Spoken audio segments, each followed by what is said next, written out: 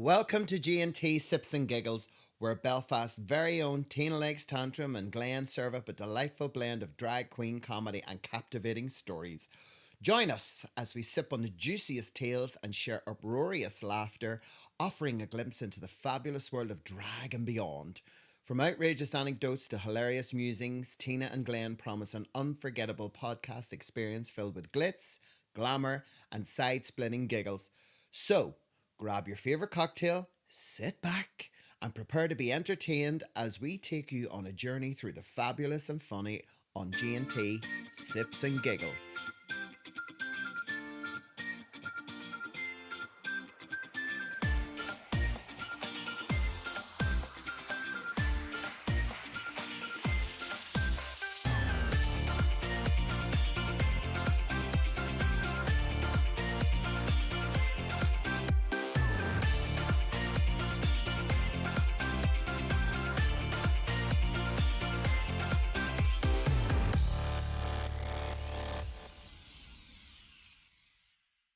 Well, what an introduction, Miss Legs. Yes, each episode we will cover a different topic, everything from events past and present in the life of me, Glenn. And me, Tina Legs. But remember, we're purely here for your entertainment. That's true. It is That's true. It is. So, this is the very first one we've ever done. Yeah. Do you want to tell the kids what the podcast's about? Podcast? I thought we were doing OnlyFans. Oh. See, these elderly people. I know. So, a podcast, it's like, you know... Well, basically, this podcast for me is something really new. I have no idea, only other than the thing is I love to talk, Glenn, as you well know, and I love a good old conversation. You really do. My forte on stage is taking a microphone, and it's my playground. Yes. And I love to connect with people. And I think the art of communication is kind of slowly withering away. And I want to make sure that there are people out there, my age, younger and older, who can connect with me when they see me. They don't just hear my voice, but when they see me in a show, you know, they look at me and they think, oh, it's Tina Legs, because I'm standing on a stage wearing a little skimpy number and big clacky high heels and a big high ponytail, massive hoops. But I'm so happy because I'm talking. I mean, it's interesting you say that. We named it G&T Sips and Giggles, Yeah. but like at its heart, I see this really as it's going to be ultimately a conversation between you and I, because we're friends. We've been friends for a really long time. We have. And I know that I've been in your company, and we've been to look at a number of venues and things, and I've been in your company with both outside of the art of drag and in drag at shows that we've done together. Yeah. And it's the one thing that comes up a lot, which is, when's the podcast coming out? And you know, I know that this is something we spoke about half-heartedly a long time ago. We did, because the funny thing, well, because I don't really, I will admit and be honest and say that technology and software intimidates me. To be fair, I would say you're probably not alone in that, though. Yeah. I mean, I have no shame in saying I have no idea what I'm doing with this brand new phone or certain apps. And as you well know, I'm always on the phone, and I had you crucified when I got a laptop or I got a computer, and it was Glenn, and it was morning, noon and night, and God bless you, you were always, okay, Tina, 2 minutes, just wait. Just Glenn's tech support. calm down, calm down.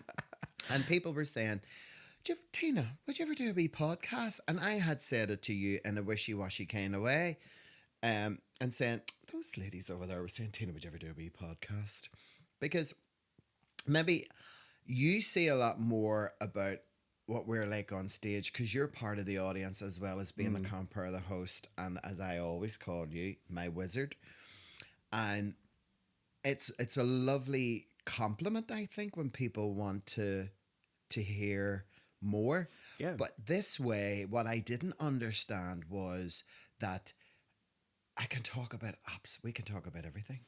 Absolutely. Everything Absolutely and anything. everything. And I'm sure there's lots of things that people would be very interested or not about aspects of my life, you know, my do's, my don'ts, my positives, my negatives, all of those kind of things. And that's why I was intrigued when I said to you, what's a podcast? And my advice was just think of it as talk radio, where you get to talk and talk and talk. Yeah. Yeah.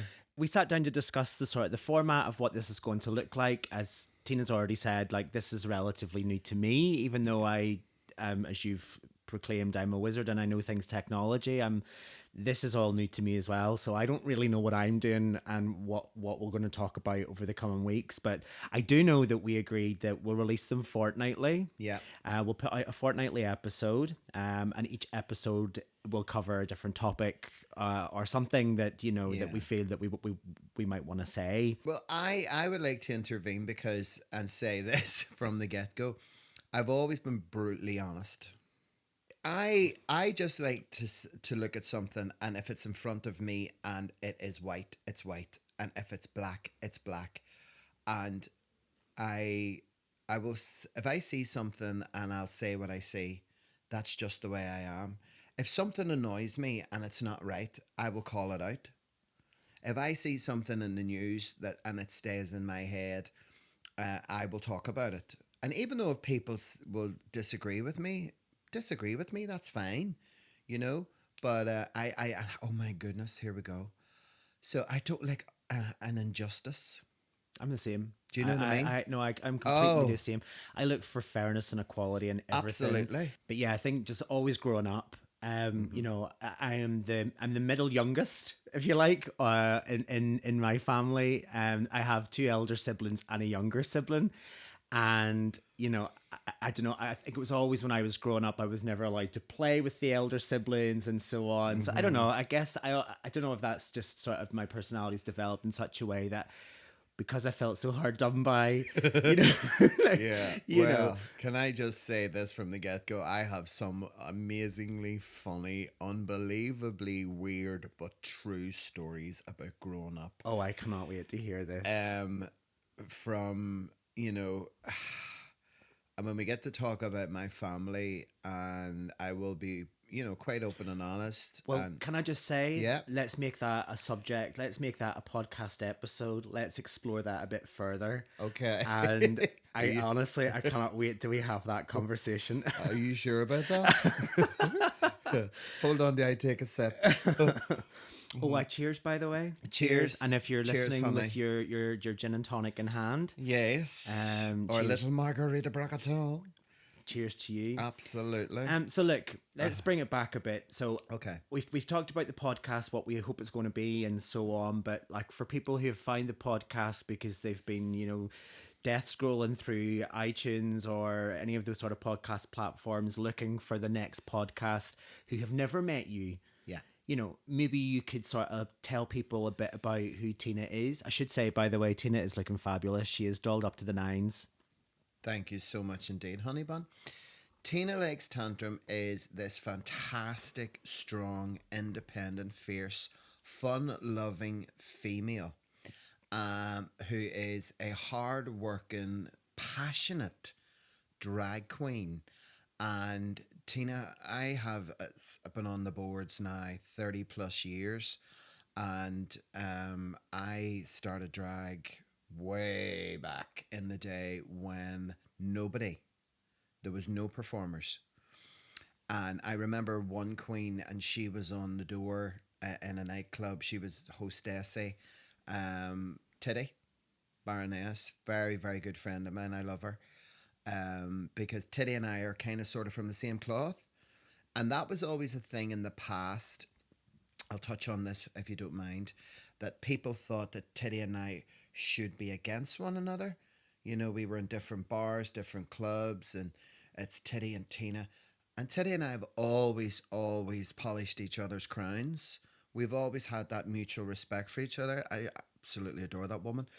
But come back to myself, because it is about me. I started drag, I would say, way before I even stepped out. Loved the whole cross-dressing thing in secret. Always drawn to femininity. When I can't wait to talk about family. When I was little and my mummy had the most beautiful long hair, all the way down to her bum. Now I'm talking, I was 4, 5, and 6. And from that, I was attached, and I still am, to that lady's hip. And Tina kind of evolved. I was late coming into the drag thing because there was no other drags about, but I always wanted to do it. Where did the name Tina Legs Tantrum actually come from? I get asked this a lot. So I'm going to be brutally honest when I say this, right? I have only got one sister, and she's deaf. She can't hear or speak, and she's called Christina. And there's 2 Tinas in my life, and the other one is Tina Turner. So I wanted to kind of sort of keep that relation to my sister. She's very independent, she's very strong, and she's also gay. She's a lesbian, and I love her. But I just adored Miss Turner. I adored Miss Turner. But my father, God rest him, my daddy was really, really old-fashioned, right? And my daddy hated your nickname. No, when you have a nickname when you're a kid, like we were all called Wolsey. And I mean, you got Wolsey, which is my male surname. Yeah, whereas I got called Mushroom. And it was because which is ironic now, but like I had such a massive head of hair. Wow. And then my hair was so thick that it grew up and out like a mushroom. Sorry, but anyway, Wolsey, I think you got off like you do know I'm not letting you off of that. That's going to stick. When do you see the Christmas card Glenn gets this year? Well, do you know why they called me Mushroom? Why? Because I'm a fun guy. Oh God. Oh God. Da, da, da. I'm so Play sorry. the sad trumpet. I know. So but my father wouldn't allow anybody to call us by our nicknames. He didn't like it, and I was afraid to say, this is so weird, that number one, I was doing a bit of drag, but I didn't really want my family to know just yet, and I was afraid of my daddy saying, Tina, I hope that's not after your sister, because I'll break your 2 legs. Because he loves that full name, Christina, you know. Mm-hmm. So it mainly came, I'll be honest, from Tina Turner, my sister. The legs came later, and I'll tell you for why. Tantrum came from, I was dressed up, I was about 26, and I wasn't long out on the scene, way back in the old Belfast gay scene, and I dressed up as Tina Turner. We went to the Limelight on a Monday night. I had the wig, I had the denim jacket, I had the wee black dress. And we were all on stage, and everybody was being judged, right, for this fancy dress competition. And I got up on stage, and they went to ask me who I was. And I grabbed the microphone out of the host's hand, and I started singing Tina Turner's Simply the Best. I'm simply the best. Well, the whole place erupted. And they went to take the microphone off me, and I wouldn't give it to them. So we were going backwards and forwards with this microphone in my hand. And my friend John, I won, by the way. I got down off the stage, and he went to me, not even Tina Turner, Tina Tantrum. Did you see what you were doing there? You were literally fighting him. And I was like, I know, but I wanted to sing that song. Did you hear that crowd? Did you hear that crowd? A couple of years later, I was in a relationship, and as part of my birthday present, we went to Blackpool to see Funny Girls. And the star of that show is Betty Legs Diamond. Okay. And I was watching her, the whole show, the cast, everybody. And I had sort of started dabbling in drag, and my partner at that time was so supportive of me. And I loved it because something was happening within our community. Before it became the LGBTQIA that it is today, it was just it was the gay community. And the Parliament had opened up, and I was getting a bit of work here and a bit of work there, and I knew something was missing. So and then they came out and they announced Betty Legs Diamond isn't here tonight. And everybody went, this is so weird. Everybody went, oh, and I went, oh, Tina Legs Tantrum. I'm going to die. Yes. And my partner at the time was looking at me going, what? She's the star of the show's not here. I don't care. She's not here. I love that. Do you not love that? Of course, me full of gin. I know what I'm going to do. I'm going to put 2 G's in it. And he went to me, what are you going to put 2 G's in it for? Well, here was me. Because I've 2 legs, that's why. I couldn't think of anything more practical to turn around and say, because of 2 legs, all right? So it was Tina Legs Tantrum. And do you know something? From I came back from that trip to Blackpool, boom.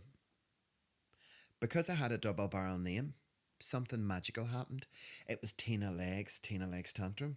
Do you understand? I don't know what it was. I started getting work. I started to get more noticed, and I started to get like compliments, whereas it was a bit of a joke when I started way back then because some people weren't very nice to me on the gay scene, the old gay scene, quite bitchy, quite catty, and, past remarkable.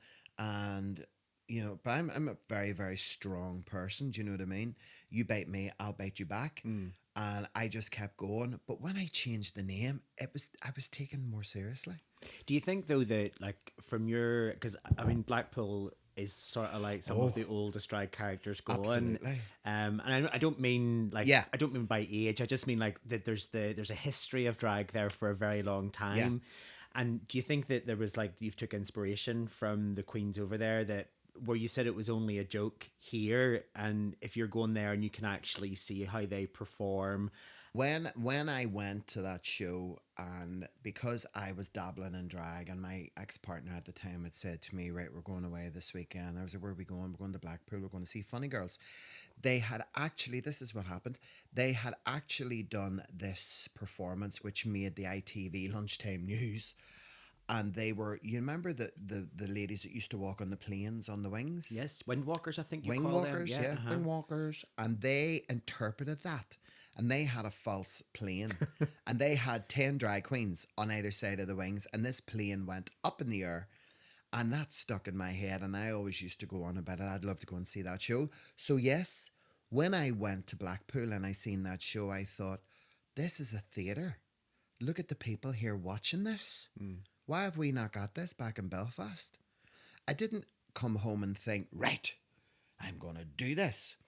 What it did for me was it made me realise that, it's possible. There's something else that you can do with this. So the whole Tina Legs Tantrum then for me, I felt grounded and I felt kind of cemented with the name. I knew it was that was going to be me for the rest of my drag queen puff. So we've known each other for over 20 years. Yep.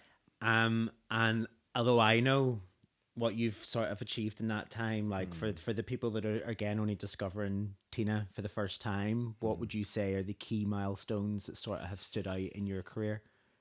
The key milestones, there's basically two. I remember when I really, really loved drag. I just still do. I just still very passionate about it. I'm still very much, I get excited. That I know now in my heart that's never going to leave me. Was the night that I said to my father, I want to be a drag queen. And he just looked at me and he said, don't be a drag queen, be the drag queen. That to me was just better than any competition or any, it just was everything and more, and it was, that night was just, I felt, oh my goodness, I actually had goosebumps, The second one is March of 2001 in the Olympia Theatre in Dublin. I entered the Alternative Miss Ireland contest, and out of 11 contestants, I came first. And that night, there was a few things that happened, and I'd like to talk about those as this podcast goes on, because there was a chain of events happened to me that very night that changed the course of my life. And of course, for people that don't know Yeah. what the Alternative Miss Ireland was, it is in essence, it's a drag contest. Yeah. It's I guess it parodies the Miss Ireland contest. Yeah. Except the difference is that it's drag queens as the contestants, and you have to come out, do a series of rounds, Yeah. and you do Daywear, swimwear, and evening wear. yeah, and then ultimately the winner is crowned. Yeah. And I think from conversation we had before is that you were the only Northern Ireland contestant to have ever won the alternative Miss Ireland before the show was retired. For people again want to know, why did you want to do a podcast? I want to do a podcast because I want people to get to know Tina, and I want them to listen to me in a sense where there's so many things you see that I forget about when I'm standing on stage. I get a real buzz from talking. I really do.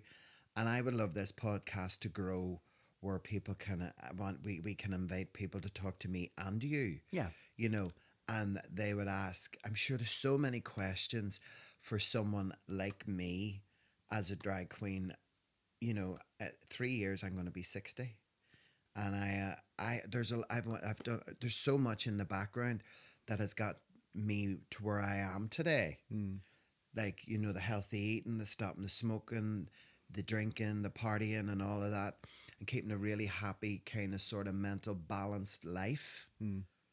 Because it's very, very important that if you have a passion for something, especially your career, you know, it's for me. I as I've got older, I've actually appreciated the fact as I've got older, you definitely do get wiser. So I just think that, you know, for me, I want people to understand Tina a bit better. And I think that's fair because I Is think that fair? yeah, no, I Yeah. think that's totally fair because it is very one-sided, as you said. It's very easy for you to command a room with a mic. Yeah. But people don't, other than sort of grabbing you for a quick selfie, they don't really get to talk to you and I appreciate we're not going to do that with the podcast because it's the same sort of idea. It's very one-sided. People can't really ask you a question, or can they? We'll maybe talk about that later. Yes, that actually would be quite good. Can you imagine? Can you? Well, I Yeah. might have a surprise for you. Oh. Okay, we're going to be right back after these key messages. Be right back. See you soon.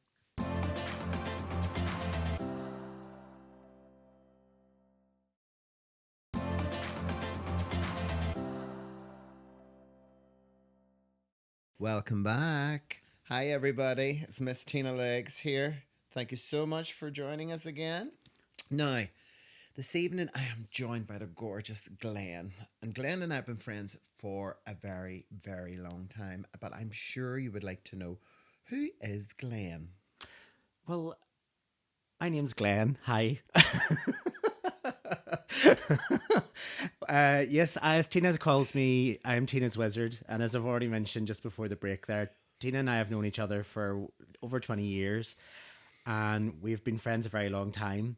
But Tina affectionately refers to me as her wizard primarily because I'm the man behind the hardware, the software, the tutorials on how to do something and so on. But here's the beauty about our friendship is you cross the T's, you dot the I's, you put the apostrophes in, you put the full stops in, you put it in black and white. I'm very good practically, but when it comes to theory, you mesmerize me. You can read things and you can understand them. I need to read something 10 times. No, I think that's just my nature. I mean, I was Yeah. a project manager for a long time, so I had to spend a lot of time sort of making sure, you know, I was dotting my I's and crossing my T's and all that good stuff as well. Let me ask you this. Now, I want to ask you, how did we meet? How did we meet? So you were working, my earliest memory of you.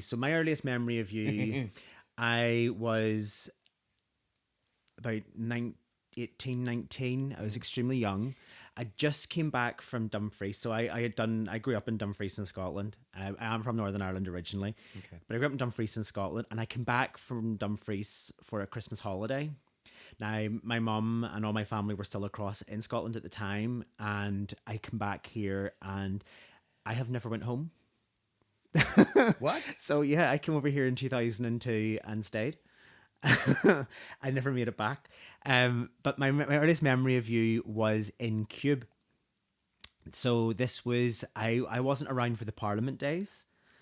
I just missed those. And and I remember some of the stories around, you know, how Parliament became Cube and all that good stuff. But you were doing Saturday afternoon karaoke. That's right. In Cube, and I was out one night into the Kremlin, and I bumped into an old friend I went to school with, and they were like, "Oh, you know, you have to go round to Cube for Tina's karaoke." So we went round, and my earliest memory of you was Bedlam. It was mayhem. Bar was ram-packed, as per usual. Yeah. The bar was ram-packed, and you, on many of occasions, so I can't remember if it was the first time that I met you, but on many occasions, you went outside the bar, where there was a police car, it was outside the bar, and you just casually, with the microphone still in hand, you jumped into the police car and drove up the street in the right. police car while we could still hear everything you were saying on the microphone. And that Uh-huh. was the very first and probably my earliest memory of Tina. Yeah, you should have been there the week that I jumped on the back of the bin lorry. I was there the time that you rode your moped around the bar. And you come into Bad Out of Hell by Meatloaf. Right. So they did, and everybody was jumping for cover and So jumping they over the did. bar. So they were Madness. Yeah. Absolute madness. Well, what would you say is your earliest memory of me? Can you remember me? I can. I remember I used to work also on a Tuesday night. I used to do like a mini little bingo thing. And I was up, you know, remember we used to walk in the door to the left and there was like a little pulpit Yep. /DJ booth. And I remember you coming walking in. And this was when technology was really starting to go whoosh. Mm-hmm. And I was probably still playing CDs. And we had only kind of sort of like, you know, hiya, how Yeah. are you? You know what I mean? And then you come over to me and you had said about doing mixes and things. And you were out with Princess Sunset. Yes, Princess Sunset. Princess Sunset. And you said to me, so if you need any mixes done, and I said, would you be able to make them? And you were like, yeah, I'll do them on my computer. And I was like, right. And that was the first memory. I thought, that's the first time anybody's ever actually really come over and said to me, listen, if you need any help, I'll help you. You know, and do you remember your drag name? Now, I mean, to be honest, and I should just put a full disclaimer out here, I am not a drag queen, nor have I ever been a drag queen. Apart from that one time, okay, maybe 3 times but you did inspire me. Like you inspired me to want to try to do drag. And I mean, yes, of course I remember my drag name. My drag name back then was Shushu Lafoot. That's right. Which in 2024, it is not Shushu Lafoot. It's Shushu Lace because it sounds better. It does sound much took me better. 20 years to come up with that. That's it. And our friendship over the years, would you say has developed into, I feel our friendship is different. But for sure. I believe it has blossomed. Oh, yeah. For sure. Yeah. Do you feel that? Yeah, I think there's a couple of factors there because I think from your point of view, you were a bit of a scene queen when we first met. You were always out. Everybody knew who you were. Like we went out on a Sunday night. We had the Sunday Club. Do you remember? We used to go to the Kremlin every Sunday, and I was like amazed that I was part of that. And I remember you done a lot of stuff for us. Like you hired us a limo one night to go from your house to the Kremlin, which was just bonkers. But like, so I have lots of fond memories of those times. But like, I probably I speak to you almost every day now. Yeah. It's either on the phone or we're texting. So like, to go from then, which would probably be seeing you once a week, and that would be the only interaction that I would really have with you. Maybe the odd time if you needed some mixes done or whatever, or something had broken, you know, your skybox had broken down and you didn't know how to turn it off, or As per usual. But now, like, yeah, I think I can definitely see that arc in our friendship. I don't know if you feel the same. I think that the test of a beautiful friendship is space and distance. And to me, that when you don't see someone for obvious reasons, they find someone, they fall in love, and they get married, and they start a new life with that person. They get a new job, they get a new career. They're involved with other completely different, very important things in their lives. And I think as a good quality friend, you know, you have to allow that distance and that space, you know, and then you will always, your good friends, your best friends will always come back. But I don't think I'm the type of. I mean, certainly not in my 30s. Maybe when I was a bit young and stupid. Like I certainly now I don't place my friends. I don't sort of judge my friendships by how often someone gets in touch. It's like, I have friends that I've not spoken to for a very long time, but not because they're just living their life, as you've said. There's that space, but I don't think, well, sod them. Yeah. I don't do that. Maybe I did before, but I certainly don't do that now. And I think, yeah, you're right. Like, I mean, we've never fallen out. nope.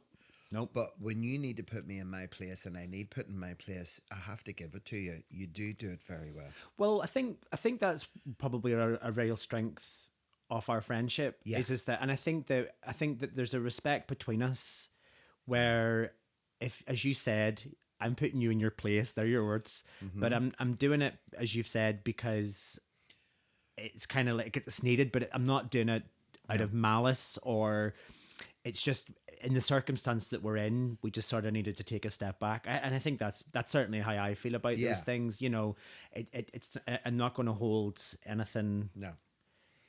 God, no. I just think it's easier. I think for me, I love to learn. I love to listen. I love to be educated. And I, for one, would look at you and think, when you talk to me about a subject that I have no idea, I listen. One of my downfalls is my frustration. And I want to do it, but I don't know how. And then I try to do it too quickly. Yeah. And then I get it all mixed up. Yeah. And then I go running crying to you, and you go to me, what did I tell you? And then I go, I know, but I was just trying my best. Stop it.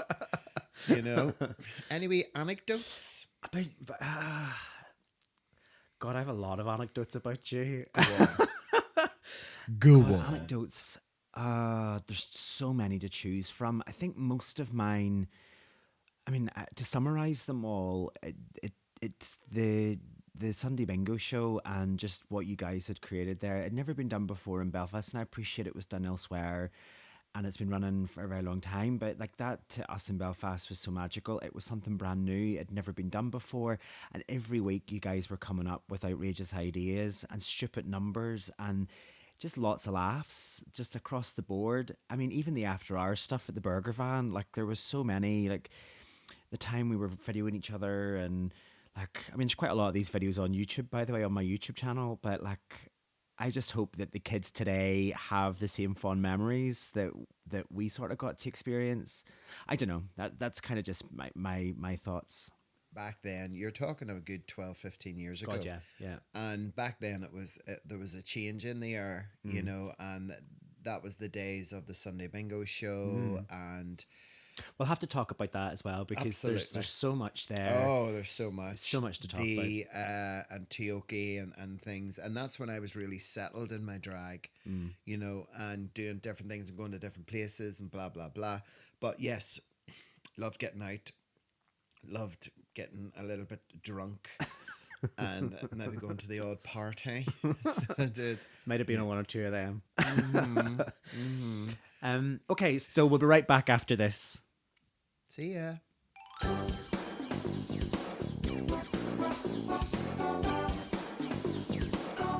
Tina's tips. In a society that has you counting money, pounds, calories, and steps, be a rebel and count your blessings instead.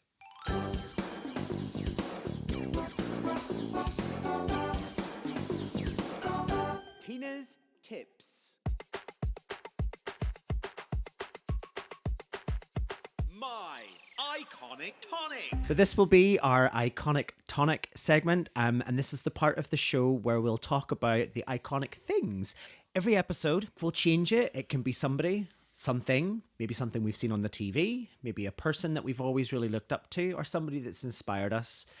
But we'll talk about them, give a very brief overview of who they are, and if you want to learn more, maybe you can look them up on the internet. So, Tina, tell me, for the very first podcast of the G&T for Sips and Giggles, who is your iconic tonic? Judge Judy. Was not expecting that. I know that it's kind of not really the same series and they're all repeats or whatever, but she's been on telly now for, I would say, 15 years, and I just love her. And basically, the show is about this judge in America. I think it's in New York, and she holds in a courtroom, and the cases are real, the people are real, and her last ruling is final. And I started watching this like when it first came out, and I have been absolutely obsessed with her because it's real people who go to court, and it's all televised. But the thing I love about Judge Judy is she is an excellent people reader, and she knows when she looks at someone if they're telling the truth or if they're not. And I just she makes me laugh. Baloney. She's very good for sound bites, I have to say. She's very good at that. And I love it when she looks at people and she just knows they've been out for 3 days before they came to court, you know, and they haven't got an eye in their head and they're chewing their bottom lip. And she just looks at them and she goes, "Do you work?" Knowing rightly, they're going to say no. You know what I mean? And I look at that from I watch it sometimes from a very sarcastic drag queen point of view, frame of mind, you know, because some of the characters that come in and I think, oh my God. But she's very fair, she's very firm. And I like that. I mean, well, you'd like to think with her being a judge and all that, you know, that she's very fair. Well, she is, you know, and I just think there's times when you think, you know, that people who are prosecuting other people and she's being fair because this person is in the wrong and they shouldn't be prosecuting these people, you know, and I think, oh, wasn't expecting that. You know, you made a mistake. It's not their fault. You brought them to court. They didn't bring you to court. And I think, oh, okay. I just thought if you were taken to court, you were guilty. You know, well, that's what happened to me in the past. But oh, is there a podcast episode in there too? Not guilty, Your Honor. Okay, so you have to keep listening and we'll find out exactly what happened. What happened? Oh, the night Tina got banged up. And you can actually catch all the reruns. She has a new show out at the minute. And it's called Judge. It's Judy Justice. Judy isn't it? Justice. It's on Amazon Prime or something, That's or it. that UV, or yeah. I've seen it. And if you get an opportunity to search online, especially on YouTube, she's done some sit down chatty kind of 1-to-1s about how she goes about her daily life with her husband, and you know what an inspirational woman. And when she done the first series, and then they came back, it was such a hit. And then she hit the channel for megabucks. Sure she did. Oh, she did. And I thought, oh, you little wise woman.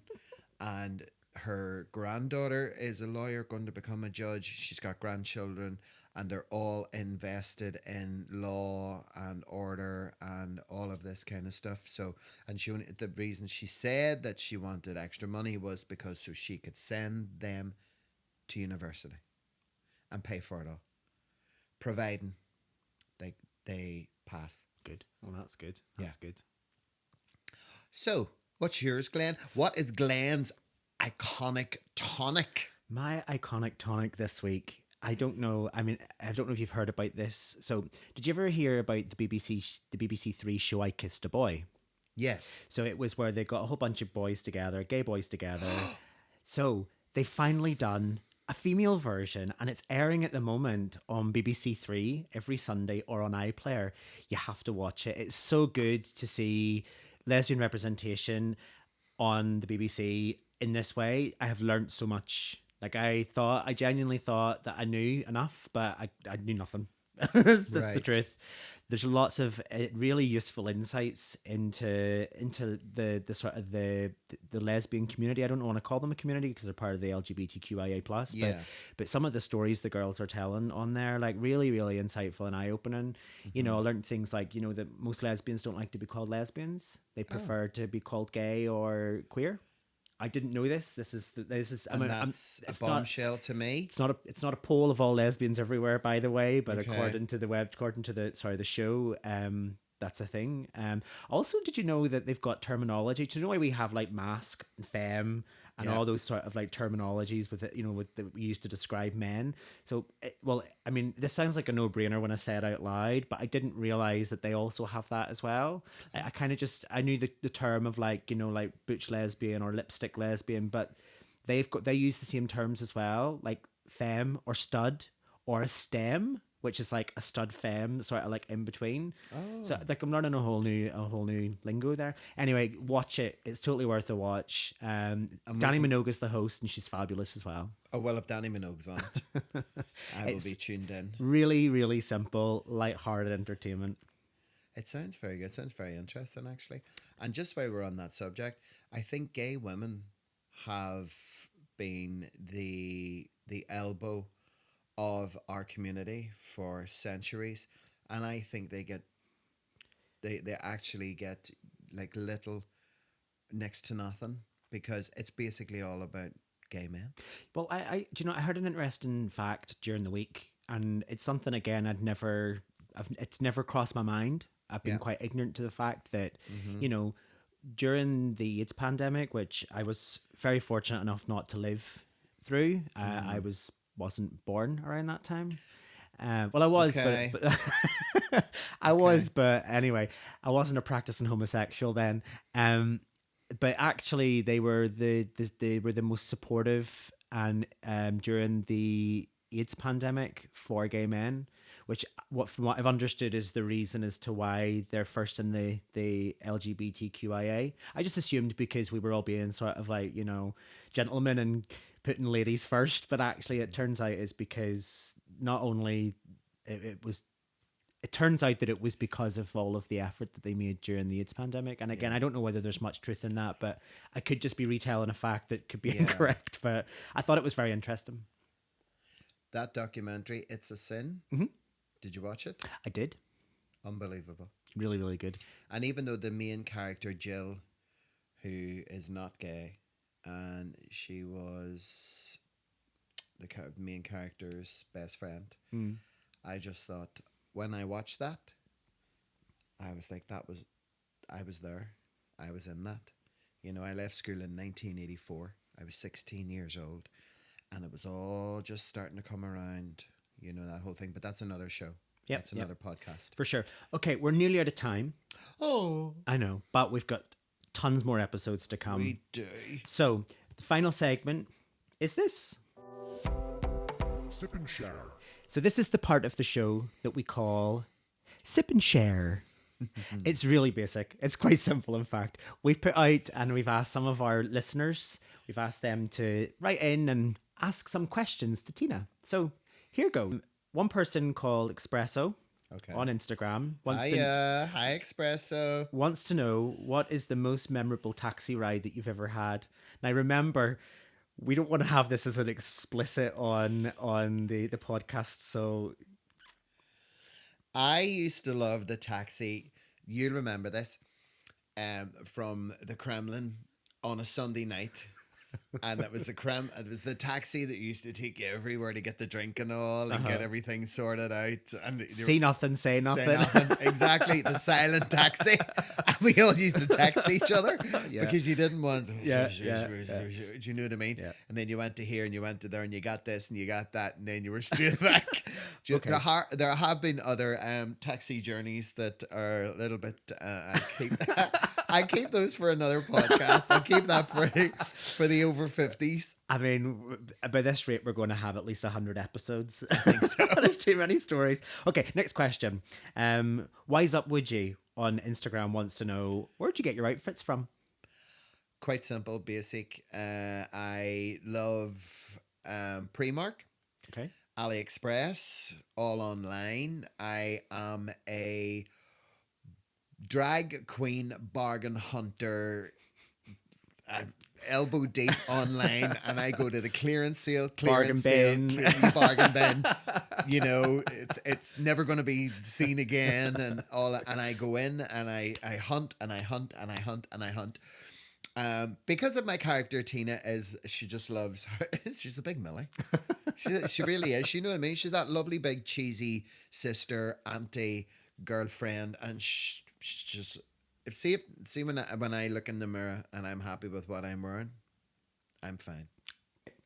Final question. Oh. And we've actually already given the answer to this one in the podcast, All but the right. person's took the time to write in. Okay. So we're going to ask you it anyway.